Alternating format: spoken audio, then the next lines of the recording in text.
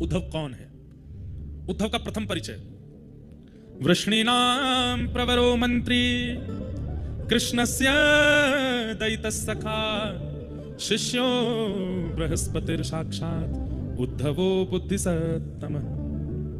वृष्णीनां प्रवरो मंत्री, यदुवंशियों के प्रबल मंत्री हैं श्री उद्धव जी महाराज। कृष्णस्य दैत सखा, एक तो ये यदुवंशी भी हैं और भगवान के दैत सखा, दैत सखा मतलब प्राण प्रिय सखा हैं उद्धव। शिष्यो बृहस्पतिर साक्षात, बृहस्पति के शिष्य हैं। साक्षात विद्या, चलती फिरती विद्या, बृहस्पति उनके ये शिष्य हैं। उद्धवो बुद्धि सत्तम, बुद्धि में इतने प्रवीण हैं कि भगवान द्वारिका लीला में, जैसे एक चीज सुनिएगा, आप सब लोग हमारी कथा सुनने आते हैं, हम कथा सुना के जब जाएंगे तो अपनी माता जी को फोन करते हैं, उनसे पूछते कथा सुनी?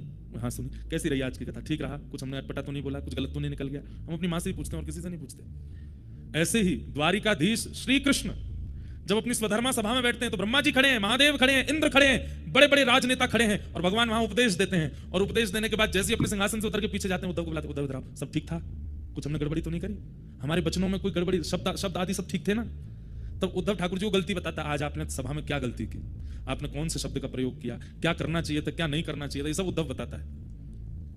तो भगवान इंप्लीमेंट करते हैं, उद्धव की बात मानते हैं। उद्धव अगर कह दे कि कल आपको ये बात नहीं बोलनी तो ठाकुर जी नहीं बोलेंगे, और उद्धव अगर कह दे कि ऐसा कहना है, ठाकुर जी का मन ना हो तो भी ठाकुर जी बोलेंगे। इतना प्रिय है उद्धव ठाकुर जी को। ऐसे श्री उद्धव। परंतु ये तो उद्धव जी के प्रभाव का वर्णन था। अब उद्धव जी के स्वभाव का वर्णन सुनो। उद्धव जी कौन है? महाभागवत। कौन है? महाभागवत। महाभागवत मतलब एक तो होते हैं भागवत और एक होते हैं महाभागवत। बहुत साधारण सी परिभाषा बताऊं, भागवत कौन? भक्तों को ही भागवत कहा जाता है। और महाभागवत महाभक्त। तो भक्त में और महाभक्त में अंतर क्या है? बोले जो भक्त ठाकुर जी का स्मरण करते हैं वो भक्त हैं, और जिनका स्मरण ठाकुर जी करते हैं वो महाभक्त है, महाभागवत। उद्धव जी कौन है?